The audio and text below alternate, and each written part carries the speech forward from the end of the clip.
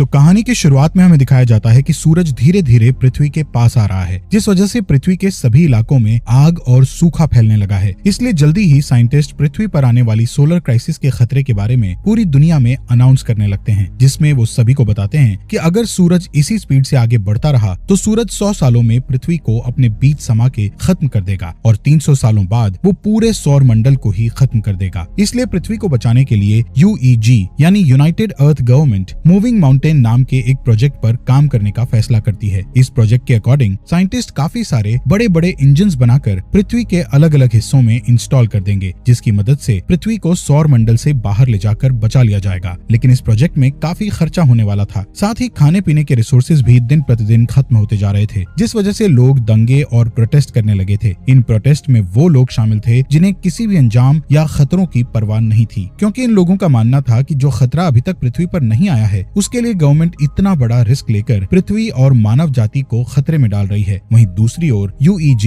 Digital life नाम के एक प्रोजेक्ट यानी DLP पर बैन लगा देती है, जिस वजह से प्रोटेस्ट और भी ज्यादा बिगड़ जाते हैं, क्योंकि DLP एक कट्टर ग्रुप था जिसका मानना था कि इंसानों का फ्यूचर सिर्फ कंप्यूटर में है। असल में वो एक ऐसा प्रोग्राम डेवलप करना चाहते थे जिससे इंसान अपने दिमाग को एक डिस्क में अपलोड कर सकता था, लेकिन रिसोर्सेज की कमी के कारण वो इस प्रोग्राम को आगे नहीं बढ़ा सकते थे। इसलिए रिसोर्सेज के लिए वो हैकिंग करके UEG पर आतंकवादी हमला करते रहते थे। इन सब के बीच UEG नोटिस करती है कि उनके मूविंग माउंटेन प्रोजेक्ट से लोगों का विश्वास उठता जा रहा है, जिस कारण काफी सारे लोग इस प्रोजेक्ट को रोकने की कोशिशें कर रहे हैं। पर तभी चाइनीज एम्बेसडर जाओ इस प्रोजेक्ट के पहले पार्ट को कंप्लीट करने का कहते हैं, क्योंकि उनका मानना था कि पहला पार्ट जल्द ही पूरा हो जाएगा और लोगों को दोबारा उनके मूविंग माउंटेन प्रोजेक्ट पर विश्वास होने लगेगा। जाओ कहते हैं कि इस पहले पार्ट को कंप्लीट करने के लिए सबसे पहले चंद्रमा पर मौजूद इंजन्स की टेस्टिंग की जाएगी, क्योंकि हम चंद्रमा को भी सौर मंडल से धकेलने का प्लान कर रहे हैं ताकि पृथ्वी का ग्रेविटी से कनेक्शन टूट जाए। वहीं UEG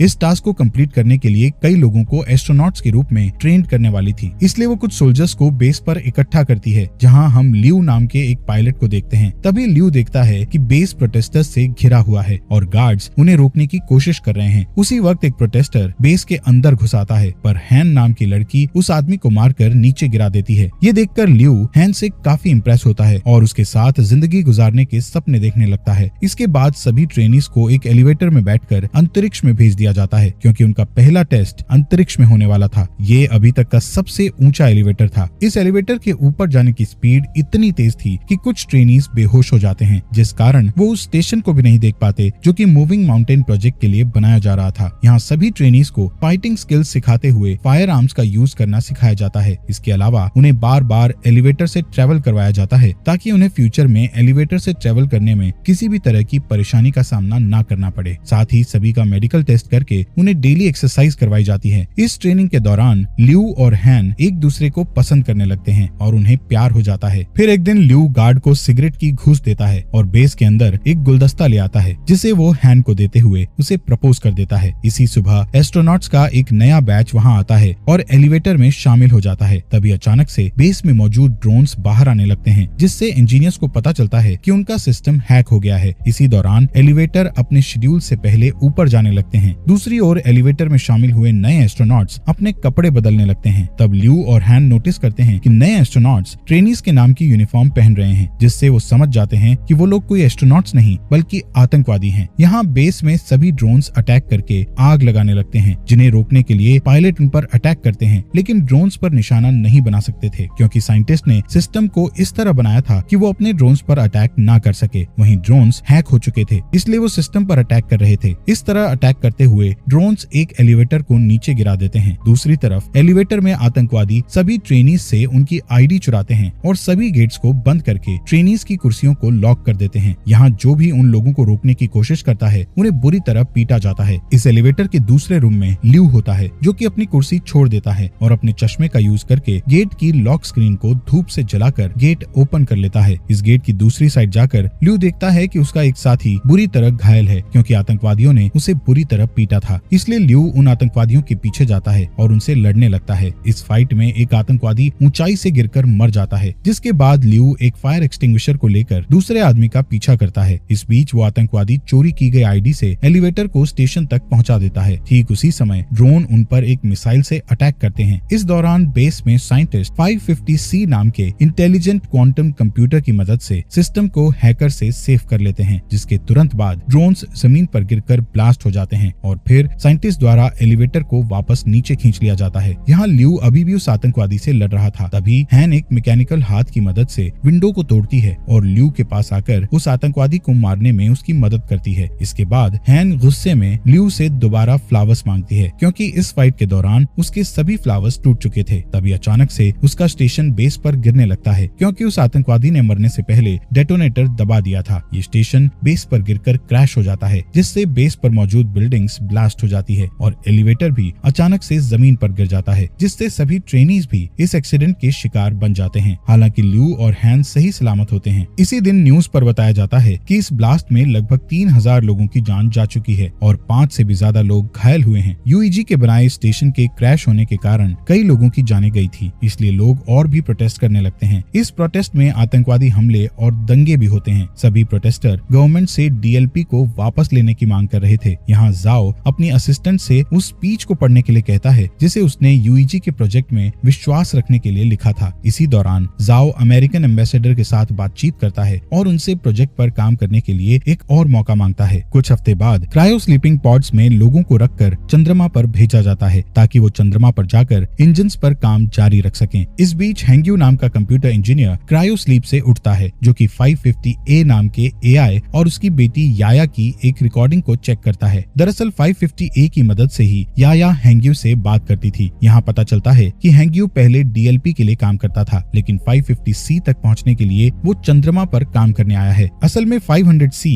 पूरे बेस को कंट्रोल करता है, इसलिए हैंग्यू को लगता है कि वो 500C का यूज याया की क्लिप बनाने में करेगा, जिससे कुछ सेकंड्स के लिए उसकी मरी हुई बेटी का दिमाग एआई में डेवलप हो जाएगा। यहाँ टीम के बाकी मेंबर्स के साथ काम करते हुए हैंग्यू को पता चलता है कि जाओ नाम का कंप्यूटर रिसर्चर 550C का इंचार्ज है और वो चाहता है कि हैंग्यू उनके सिस्टम के ऑपरेशंस पर उनके साथ काम करे। इसके बाद हैंग्यू और जाओ 550C का पहला टेस्ट बेस के हर एक सेक्टर को एक्टिवेट करके करते हैं। जब वो कंप्यूटर के द्वारा वर्क के पूरा होने का वेट करते हैं, तब जाओ हैंग्यू को अपने दिमाग की डिजिटल कॉपी देता है, जिसे कंपनी ने जब्त कर लिया था, क्योंकि उन्होंने डीएलपी पर बैन लगा दिया था। यहाँ जाओ हैंग्यू को समझाता है कि ये तुम्हारे ऊपर डिपेंड करता है कि तुम इस कॉपी को डिस्ट्रॉय करना चाहती हो या नहीं। कुछ समय बाद हैंग्यू याया की क्लिप जाओ को दिखाता है। इस बीच हैंग्यू उस दिन को याद करता है जब वो अपनी पत्नी और बेटी के साथ कार से कहीं जा रहा था। तब अचानक से उसकी कार एक ट्रक से टकरा गई थी, जिससे उसकी पत्नी की तुरंत ही डेथ हो गई थी। पर याया कुछ समय तक जिंदा थी, इसलिए हैंग्यू याया के दिमाग को कंप्यूटर के जरिए जिंदा रखने के लिए उसे डीएलपी के पास ले गया था। लेकिन वो लोग उसकी मदद करना नहीं चाहते थे, क्योंकि उनकी टेक्नोलॉजी अभी तक तैयार नहीं हुई थी। इस बीच हैंग्यू की मुलाकात जाओ से हुई, जो कि पहले डीएलपी में काम करता था। यहाँ जाओ ने हैंग्यू पर एहसान करते हुए याया के दिमाग को 550A नाम के एआई में डाल दिया था। यहाँ प्रेजेंट में हैंग्यू जाओ से रिक्वेस्ट करता है कि वो याया पर 550C का यूज करे, जिससे याया पूरी तरह एआई में बदल सके। जिस पर जाओ हैंग्यू से कहता है कि याया के लिए 550A ही काफी है। इसी बीच उनका सिस्टम डिटेक्ट करता है कि वहाँ Z9 लेवल का सोलर स्टॉर्म आने वाला है, जिससे सभी लोग बेस पर वापस जाने का सोचते हैं। लेकिन उनके पास जो गाड़ियाँ थी उनकी स्पीड ज्यादा नहीं थी, पर फिर भी वो कोशिश करते हैं और किसी तरह सभी इंजन्स को बेस में रखकर उन्हें सोलर स्टॉर्म से बचा लेते हैं। पर इस प्रोसेस में 550C एआई बुरी तरह जल जाता है, जबकि प्रोजेक्ट को 3 दिनों में लॉन्च करना था, जिसके लिए उन्हें एक एआई की बहुत ज्यादा जरूरत थी। तब हैंग्यू जाओ को अपना 550A एआई देने को कहता है, लेकिन इसके बदले वो फ्यूचर में 550 मॉडल्स डेवलप करने वाली टीम में खुद को शामिल करने का कहता है, जिस पर जाओ मान जाता है और हैंग्यू एआई से याया के दिमाग के डिस्क निकाल लेता है। 3 दिन के बाद टीम इंजन्स का टेस्ट करती है। तब चंद्रमा कुछ सेकंड्स के लिए अपनी जगह से थोड़ा सा शिफ्ट हो जाता है, जिसे देखकर टीम बहुत खुश हो जाती है, क्योंकि इससे साबित हो जाएगा कि 20 साल में वो पूरी तरह से चंद्रमा को पृथ्वी से दूर कर देंगे। इसके अलावा टीम की इस सफलता से पूरी दुनिया के लोगों को मूविंग माउंटेन प्रोजेक्ट पर विश्वास हो जाता है। कुछ महीने बाद वो पृथ्वी पर इंजन का टेस्ट करते हैं, जिससे सभी स्क्रीन ब्लैक हो जाती हैं और लोगों को लगता है कि उनका टेस्ट फेल हो गया है। लेकिन अचानक उन्हें फील होता है कि जमीन हिल रही है। वहीं दूसरी ओर बेस पर मौजूद एस्ट्रोनॉट्स को आसमान में एक लाइट जलती हुई दिखती है। इससे यूईजी के साइंटिस्ट प्रूव करते हैं कि पृथ्वी अपनी जगह से थोड़ी दूर पर शिफ्ट हुई है। ये जानकर पूरी दुनिया जश्न मनाने लगती है। इसी तरह कई साल बीत जाते हैं और यूईजी बहुत ही शक्तिशाली इंजन्स को बनाता है, जो कि पृथ्वी और चंद्रमा को धक्का देकर मूव करके सौर मंडल से दूर कर देगा। साथ ही इस प्रोजेक्ट का नाम अब द वेंडरिंग अर्थ रखा जाता है और 550C द्वारा कई बिल्डिंग्स को बनाया जाता जाता है, जिसके बाद यूईजी हर